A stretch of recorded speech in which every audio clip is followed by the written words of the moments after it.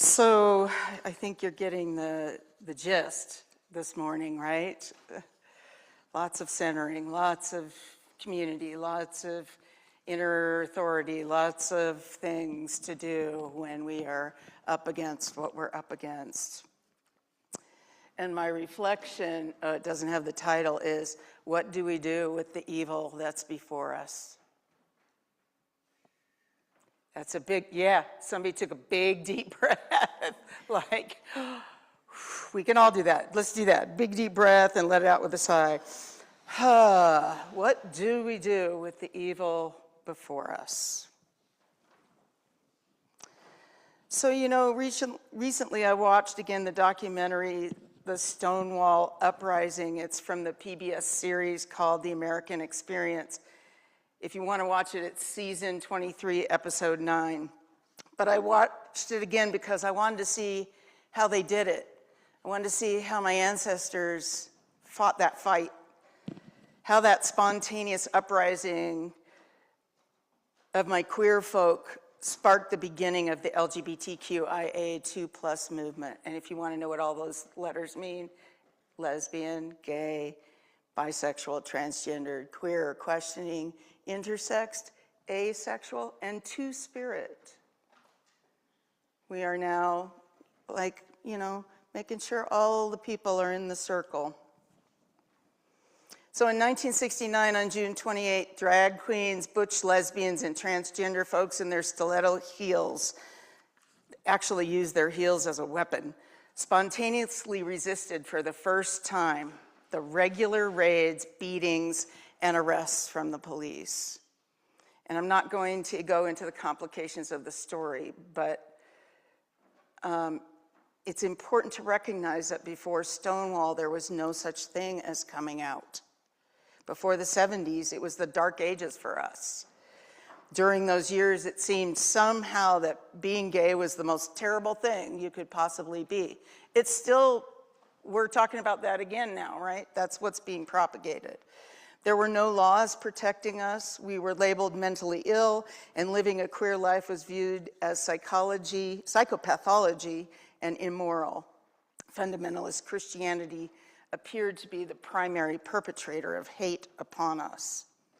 But as I watched the documentary, I was struck by the grief of the many lives lost in the struggle, the literal beating, killing, disappearing of so many, which is horrific, but also the thousands of souls that were broken internally as a result of daily injustice and suppression. This is why we need liberation movements, broken souls. The broken souls, because they're there as a result of prejudice, injustice, occupation, oppression. We're watching it happen. But there's this big problem getting to liberation for everyone. And I think depending on what side of the coin you're on, you see liberation differently. It seems to me that conservatives have historically tended towards a freedom that comes from towing the party line. They long for some certainty and belief that if we all follow the rules, there would be no pain. All will be at peace in relative sameness. Yet that freedom only comes in some kind of purification and false standardization of a national state. That we all speak the same language, that we all believe in the same God, that we all look alike, read white, that we all could act and believe alike. And that sameness is often attempted by use of force, expelling, disciplining, even killing those who don't belong. Not surprisingly, this use of power is most often tied to economics. We are presently getting a much clearer picture of how deep and wide the system of inane wealth and disordered corruption goes.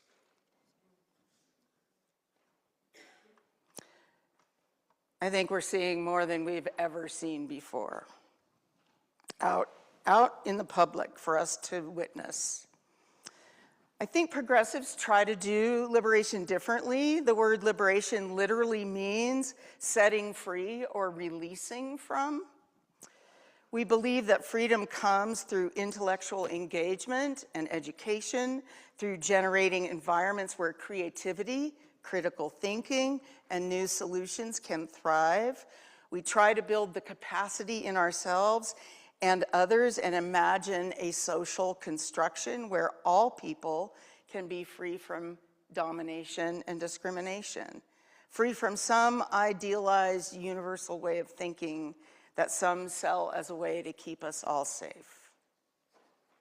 Progressive imagine pooling our talents and gifts and collaboratively working towards solutions that make room for the wild assortment and beauty that is human nature, instead of demeaning some, exiling some, putting some in cages, or emotionally destroying some in favor of cruel dominance. One UU woman posted on Facebook, "I'm trying to put the violence in some larger context and talk about how the change will come from something we have not yet imagined is out there." This is a progressive way of thinking. But for the oppressed person, liberation is that one moment, and it's many moments, but there's usually a first moment when you turn and realize that it's not you. It's not you yourself that's the inherent problem, but rather it's the pressure of a sick society which causes the lack of wellness in you and others.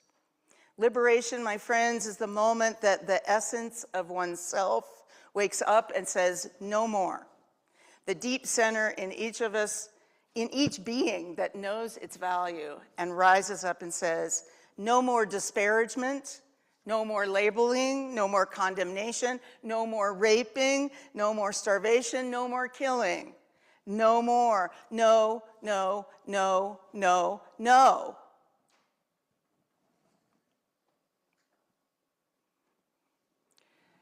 Now, our queer community has come far since Stonewall. In 2009, the deconditioning and change therapies were discredited by the APA, and there were queer positive and trans positive psychologies and medical treatments. In 2013, the Supreme Court recognized that marriage cannot be separate but equal, and somehow even this year they upheld that. They didn't want to hear any resistance to that. And yet in this 57th year since Stonewall, someone important in my life has said to me yet again that they thought some of my ideals and beliefs were evil. She actually said that LGBTQIA2+ people would not exist if we did not encourage queer people to be themselves and give them a safe place to be. But any of us who have ever come out will tell you it doesn't really work that way, right? But that's what they think. That's what some over there think. So much damage and so much trauma has been created in the world by naming someone that is simply different than us evil. And yet, ironically, here we are in a time when vast amounts of human behavior must be publicly named for what it is: evil. What do we do about that? What is evil, anyway, to a Unitarian Universalist? Often it seems that in religion, evil's been given some kind of supernatural ontology, and ontology is one of those fancy theological words for the essence of something. In other words, evil has been attributed to some kind of supernatural force that has control over us from the outside. The devil made me do it, right? And then if we want good, if we want protection and deliverance from evil, from the bad, we just have to pray and dedicate our lives to some version of the good God. Now, don't get me wrong, I actually do believe in the power of focused attention and intention, which is what I actually think prayer is: focused attention and intention. But is there a divine source that's going to swoop in, overpower this violence somehow, and save us? What do we do with the problem of evil? This is an archetypal question, meaning that the struggle between good and evil is a universal pattern that seems humans will never be rid of. Issues of ill will, violence, aggression occur at every level of life and become hard to solve in a way that feels like evil isn't just part and parcel of our earthly existence. There are not only issues of ill will and violence in the larger society, but we have issues in our immediate communities. We have issues in our families, in our relationships. I think I've been thinking so much about this issue of evil and violence in our culture that I had a dream I believed was addressing this question of evil from this larger archetypal perspective. I dreamt that I was living in the home of my childhood as an adult, and Will Perkins moved in next door to me. Now, for those of you who are new to our city and do not know who Will Perkins was, he was the auto dealer in Colorado Springs who worked with Focus on the Family to author Amendment.2, which was the first amendment in the country, the first anti-gay initiative in the country that went all the way to the US Supreme Court, who eventually turned it over 10 years later. But we were first. Yay, Colorado Springs. So you can imagine in my dream, I felt angry and distraught that Will Perkins would become my neighbor all these many years later. But then the realtor in my dream, she turns to me, she said, "It's okay. Because of his notoriety, his moving in next door to you just increased your property value exponentially. This is good news." And I was shocked that she said that, and I really didn't know what she meant. But I seemed to realize somehow that I had to make peace with his presence next door.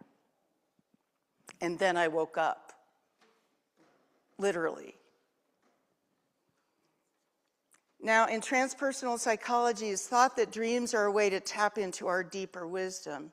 And in dream analysis, traditional dream analysis, houses are often a representation of the self.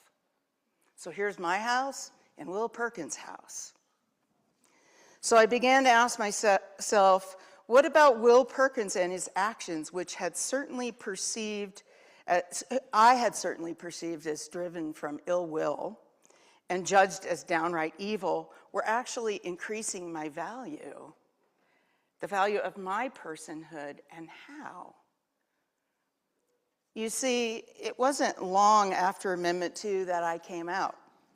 I left my straight marriage. I completed my psychology degree in counseling. Then shortly after I graduated, I was hired as the first executive director of Inside Out, which is our gay youth organization here in town. And that's when I connected to Reverend Mike Moran, who is leading the Welcoming Congregation course at High Plains Church, which ultimately sent me on a path to seminary, really realizing my life's work in Unitarian Universalist ministry. Could it be true that I might not have made the choice to become a positive religious voice for queer folk without that blatant act of intentional dehumanization of queer people by Will Perkins using so-called Christian values? At the time, there was so much public reaction to Amendment.2 that All Souls was exploding at the seams, and that's how High Plains got started. So not only did Amendment.2 send me to seminary, Will Perkins started our new church. I'm not sure that's what he had planned. Could it be true that evil acts act as social change agents? Is justice inextricably tied to injustice? Religious scholars have long asked the question, would there have been a Jesus without a Judas? In fact, they ask, is Judas in all his betrayal actually the hero of that story? Can Batman exist without the Joker? And now I wonder, is Trump the ultimate betrayer? Will the United States fully live into its mission now because of the horrors of what are coming to light? Could that actually happen? Now I want to stop for a moment with a huge caveat. I don't want you to hear this sermon as sanctioning any violence or aggression or ill will. And I really don't know if it's true that what we perceive as evil is necessary to motivate us, but I think we certainly can say it's a factor. It's a factor for some of us. It was a factor for me. And my realtor in the dream told me so. It's like, wow. So there was some healing in there for me to realize that.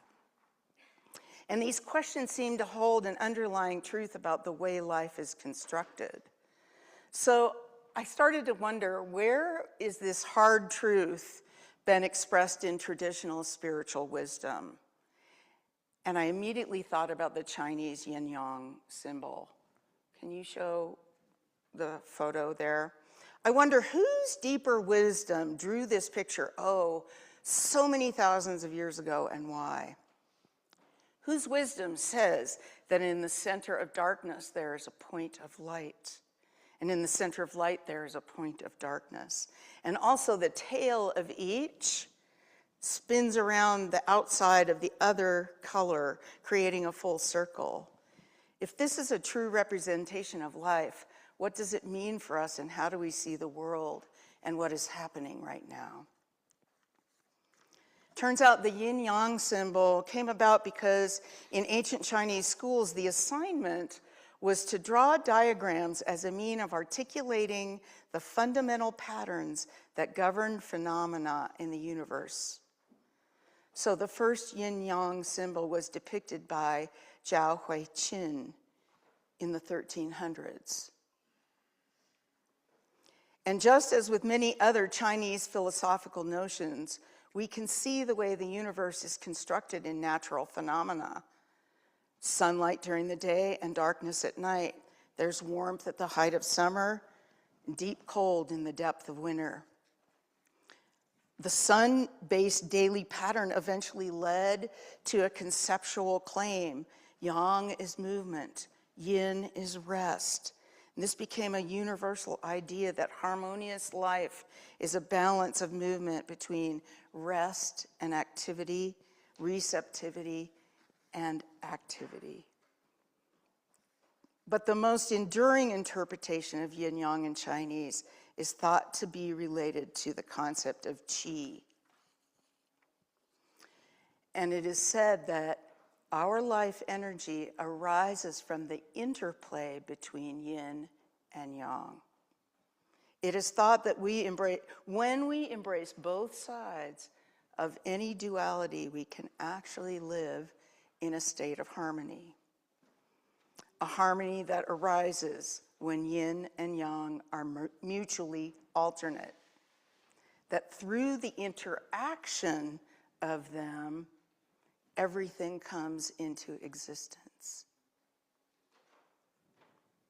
That's kind of what my dream was telling me. Through this interaction that I had with Will Perkins, all of this other life came into existence. And then I started to wonder, what do I have in common with him, my neighbor? We were both community leaders, pretty inspirational and somewhat evangelical about our values. I wonder if he thought his actions were evil or ill will. He was probably working to bring his values into the public square. So what's getting created now with the interaction that we are having with the evil that is occurring? That's our deepest question. How do we respond when we feel under attacked, when we get bumped? How do we deal with ill will? How do we counter attacks that are intentional violence? And most importantly, I'm asking, how do we allow evil to awaken us? Each of us. Awaken that thing in us that we have yet to do. Awaken that response to the brutal act of another. Bobby started the service by saying, do something, do anything, do a little thing. Because that's what it means, that's what it's about right now. Lastly, I will say that the presence of evil certainly makes our need for action more urgent. And this kind of urgency is ever more certainly with us now. May we go and do. Thank you for listening.